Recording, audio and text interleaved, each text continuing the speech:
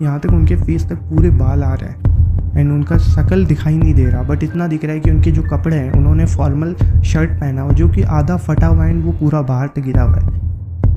कि आवाज़ निकाल रहे जैसे वो एक अलग ही आवाज़, जो कि आवाज़ बिल्कुल समझ से बाहर थी, बल्कि जैसे ऐसा लग रहा था कि वो कुछ गुस्से में बोल रहे, कुछ बड़बड़ा रहे। अब वो उसे फील हो रहा है कि वो पूरे होल के अंदर जैसे एक लाठी लेके, लाइक एक लकड़ी लेके जैसे चल रहा हो, ठक ठक ऐसे करते हुए जैसे वो चल रहा हो एंड वो एक अलग ही आवाज़ में बस बड़बड़ा रहा है, अलग ही बड़बड़ा रहा है। अंश को कुछ समझ नहीं आ रहा। अंश वहाँ पे बैठे बैठे बस वहाँ पे बोले जा रहा है एंड एक टाइम होता है जब वो आवाज़ें बिल्कुल बंद हो जाती है एंड जब आवाज़ें बंद होती है तो अंश कि हाँ अब सब कुछ ठीक है एंड अंश अब सोचता है कि मैं एक बार हिम्मत करके देखूं कि शायद वो जो भी था वो शायद चला गया हो, कुछ मिला ना हो, शायद वो एक कोई चोर होगा। बट जब अंश अपने रूम से बाहर जाता है तो उसे जो दिखने को मिलता है वो सीरियसली उसका दिमाग हिला के रख देता है। अंश जैसे ही रूम का गेट खोलता है, उसके जो हॉल के अंदर जितने भी उनके कपड़े पड़े थे, लाइक कपड़ों का उन्होंने एक बना रखा था कि कोई भी नॉर्मल कपड़े रख सके एंड उसके अलावा वहाँ पे जो उनके सोफ़ा सेट होते हैं एंड कुछ टेबल्स होती हैं, वो सारा कुछ वहाँ से एक तरफ साइड में कोने में फेंका हुआ पड़ा है, लाइक किसी ने सारा का सारा एक तरफ कोने में फेंक दिया। अंश को कुछ समझ नहीं आया कि ये एकदम से क्या हुआ है एंड उसी के साथ में वहाँ पे उनकी जो दीवार होती है उस दीवार के ऊपर लिखा होता है, अगर ज़िंदगी प्यारी है तो चला जाए यहाँ से, सब के सब मरोगे, चले जाओ यहाँ से, सब मरोगे। अंश बिल्कुल इस चीज़ को देख के बिल्कुल हिल चुका था। अंश वापस से सीधा के सीधा अपना रूम बंद कर लेता है। अंश इतना डर चुका है, अंश अपने बेड पे आके बस बैठ गया। उसने अपने ब्लैंकेट को अपने आधे शरीर तक ओढ़ लिया एंड उसके बाद में वो बस मंत्र बोले जा रहा है। इसी बीच वो वापस आवाज़ें फिर से चालू हो चुकी थी एंड इस बार जो आवाज़ें थी वो बहुत ज़्यादा क्रीपी हो चुकी थी। लाइक पहले वो सिर्फ बड़बड़ाने की आवाज़ आ रही थी, अब जैसे वो आदमी बहुत तेज चिल्ला रहा है, लाइक वो कुछ एक अलग ही लैंग्वेज उसकी अंश बिल्कुल समझ नहीं पा रहा था, बहुत तेज चिल्लाया जा रहा। अंश इतना डर चुका है, अंश बस अपने बैठा हुआ है एंड मम्मी को डैड को काफ़ी कॉल लगा चुका है, बट घर से कोई भी कॉल उसका उठा ही नहीं रहा है। एंड एक टाइम आता है जब अंश को ऐसा लगता है कि वो आवाज़ फिर से बंद हो चुकी एंड वापस से अंश रिलीफ फील करता है एंड सीधा अपने बेड शीट को ओढ़ के बस सोने लगता है। अब जब अंश सो रहा है तो अंश को ऐसा फील हो रहा है कि कोई जैसे उसकी बस पीछे बस बैठा हुआ है, कोई उसके जैसे बेड पे जैसे बैठते हैं तो कैसे बेड नीचे दब जाता है वैसे दब चुका है एंड कोई उसके पास में बैठा है। अंश फिर से एकदम उस पोजीशन में बिल्कुल फ्रीज हो चुका है, उसको समझ नहीं आ रहा है, इतनी देर उससे वो दूर थी चीज़, अब उसको जैसे पीछे खड़ी है, वो चीज़ें बैठी हुई है। अंश अब क्या करे?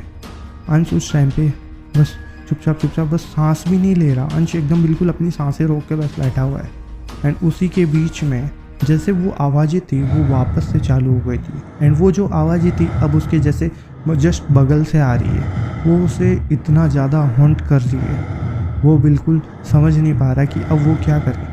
वो अपनी बस ब्लैंकेट को ओढ़ के बस ऐसे बस बिल्कुल सांस नहीं ले रहा, बस मंत्र अपने मन में मंत्र बोले जा रहा है एंड एक टाइम आता है जब वो आवाज़ें सारी बंद हो जाती है एंड अंश को अब समझ नहीं आ रहा कि अंश के साथ में एक्चुअल में हुआ क्या है। अंश कुछ भी ध्यान नहीं देता, अंश अपने ब्लैंकेट को ओढ़े रखता है कि जब तक उसके डैड का या फिर मॉम का किसी का कॉल ना आ जाए एंड ऐसा ही होता है कम से कम आधे पौने घंटे तक। वो जब सोता नहीं है तो उसकी मोबाइल पे एक रिंग बजती है एंड जैसे वो उसको उठाने की कोशिश करता है, लाइक उसको उठाने के लिए काफ़ी कोशिश कर रहा है कि वो ऐसे ही उसे पता चल जाए कि मोबाइल कहाँ पे है, बिकॉज उसने मोबाइल अपने पास में नहीं ले रखा था। पूरे बेड पे हाथ घुमाता है तो उसे फील होता है कि अभी कोई भी नहीं है, लाइक उसके बेड पे कोई नहीं है एंड वो उस मोबाइल को जैसे हाथ में आता है, मोबाइल को उठाता है तो पता चलता है कि हाँ ठीक है, डैड का कॉल है। अंश को बिल्कुल शांति से मिल गई, जैसे कि हाँ अब ठीक है। अब वो सीधा डैड को बोलता है कि डैड आप घर पे आओ, कब तक आ रहे हो आप, जल्दी घर पे आओ, यहाँ पे कुछ भी ठीक नहीं है, आप जल्दी आओ।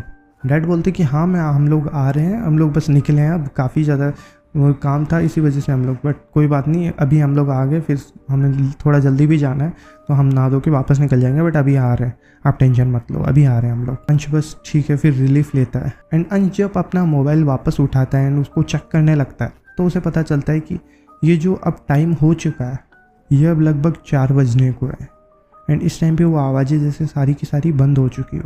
अंश अपने ब्लैंकेट से हल्का मुंह निकालता है एंड चारों तरफ देखता है। अब उसे कुछ भी वहाँ पे दिखाई नहीं दे रहा। जो रूम है उसके अंदर कुछ भी चीज़ नहीं है। अब अंश थोड़ा सा रिलीफ फील करता है एंड अब वो सोने की कोशिश करता है। अपना लैपटॉप वगैरह बंद करता है। लाइक उसने लैपटॉप वगैरह कुछ भी छेड़ा भी नहीं था उसके बाद में, तो वो लैपटॉप वगैरह बंद करता है एंड बस अब सोने की कोशिश कर रहा है। तो उसे रूम से एक अलग सी ही स्मेल आने लगती है, जो कि स्मेल उसे पहले फील नहीं होती। लाइक किसी के जानवर की, किसी के मरने की, ऐसे कुछ जानवर मर जाता है, ऐसी कुछ स्मेल आ रही थी। बट वो उस चीज़ को इग्नोर करता है। जैसे अंश बस सोने की कोशिश कर रहा है कि जब तक मॉम डैड नहीं आए, जब तक मैं थोड़ा सो लेता हूँ, क्योंकि वो काफ़ी डर भी चुका है और नींद भी नहीं आ रही। वो बस कैसे जैसे इधर उधर घूम रहा है बट सो नहीं पा रहा। एंड थोड़ी देर बाद में उसके जब मॉम डैड आते हैं तो बाहर से बेल बजाते हैं। अब अंश की हिम्मत नहीं हो रही कि बाहर कौन आया होगा। अंश सीधा पहले कॉल करता है एंड कंफर्म करता है कि मॉम डैड ही है क्या। तो मॉम डैड बोलते कि हाँ हम लोग ही है, तुम गेट खोलो। अंश हिम्मत करता है एंड बाहर जाता है एंड बाहर जाके जब गेट खोलता है तो मॉम डैड अंदर आते हैं। एंड जब ये उस टाइम पे सभी गौर नहीं करते, अंश उन्हें सारी चीज़ें बता देता है, सारी बातें बता देता है। एंड उसके बाद में जब ये लोग अंश के रूम में जाते हैं, ये वहाँ पे देखते हैं कि अंश के रूम के अंदर वो कबूतर मरे पड़े हैं।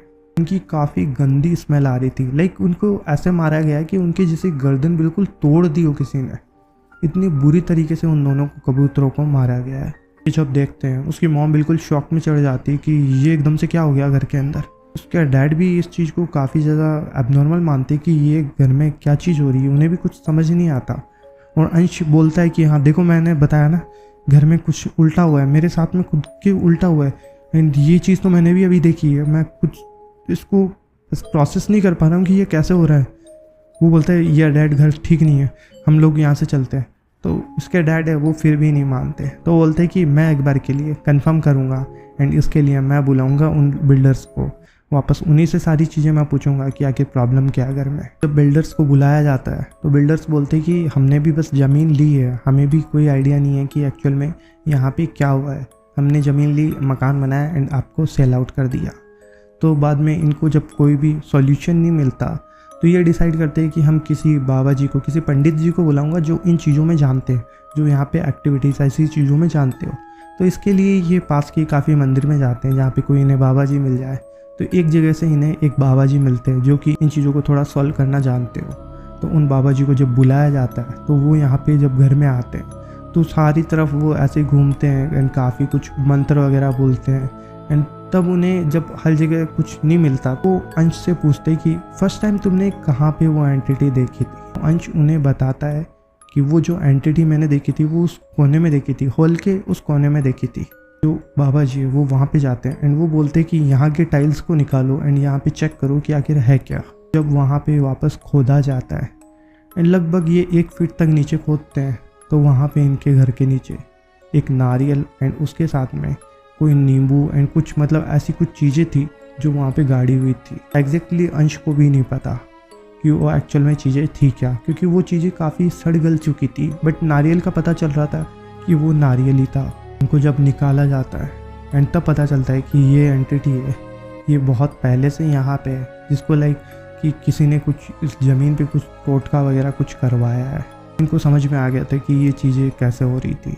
अब ये उसी टाइम पे डिसाइड करते हैं कि ठीक है, हुआ सब कुछ पता चल गया, अब हम लोग एक बार घर में पूजा कराते हैं एंड उसके बाद में ही रहेंगे। ये जब ये सारी चीज़ें डिसाइड हो जाती है, सब चले जाते हैं। जो अंश है, अंश एंड उसकी मॉम है, वो इस घर को बिल्कुल भी रहने के लिए वो मानते ही नहीं कि अब हम लोग इस घर में रहेंगे। वो डिसाइड करते हैं कि हम लोग अपने पुराने मकान में ही चले जाएंगे। ये जो मकान है ये हम लोग रेंट पे दे देंगे। एंड वाकई अभी भी उस घर के अंदर काफ़ी रेंट पे रहते भी ये लोग। क्या पता उन लोगों को भी वो चीज़ें फेस करने को मिलती या नहीं मिलती, ये तो अंश ही जानता है। बट जो भी हुआ ठीक है, अंश ने अपना टाइम पे, सही टाइम पे डिसीजन लिया, जिसकी वजह से उन्हें ज़्यादा कुछ लॉस नहीं हुआ।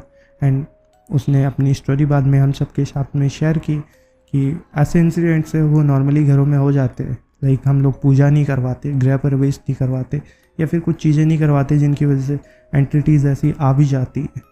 लाइक क्या हुआ वो तो अपन खुद भी नहीं जानते, बट एक्चुअल में उसने जो स्टोरी बताई उसी के बेस पे मैंने सारी चीज़ें आप सबके साथ में शेयर की। उसका जो मकान था वो साउथ में था, तो मेनली वो भी रीज़न हो सकता है, बाकी इतना डिटेल में हम लोग भी नहीं जानते। एंड आप सबसे भी यही रिक्वेस्ट रहेगी, अगर आप कहीं पे मकान या फिर कुछ भी ऐसी चीज़ें नहीं लेते हो, नई प्रॉपर्टीज़, तो वो आपको किसी को तो लॉस भी दे देती है एंड किसी को काफ़ी अच्छा फ़ायदा भी करवा देती है। काफ़ी चीज़ें होती है जो डिपेंड भी करती हैं कि हम लोग इन चीज़ों में ज़्यादा मानते हैं नहीं मानते, क्योंकि अगर किसी घर में अच्छा हो सकता है तो किसी घर में बुरा भी हो सकता है। जैसे अच्छाई भी होती है तो बुराई भी होती है, लाइक उसी की तरीके से भूत भी होते हैं तो भगवान भी होते हैं, तो सारी चीज़ें बैलेंस करके चलती है। तो इसीलिए अगर आप ऐसे मकान वगैरह कुछ भी देखते हो तो हर एक चीज़ पहले डिटेल्स, हर एक चीज़ आप पूरी जांच कर लो, लाइक पूरी उसके बारे में सर्च करो, उसके बाद में डिसीजन लो। सो यही थी अंश की स्टोरी एंड मैंने आपका वैसे भी बहुत ज़्यादा टाइम ले लिया।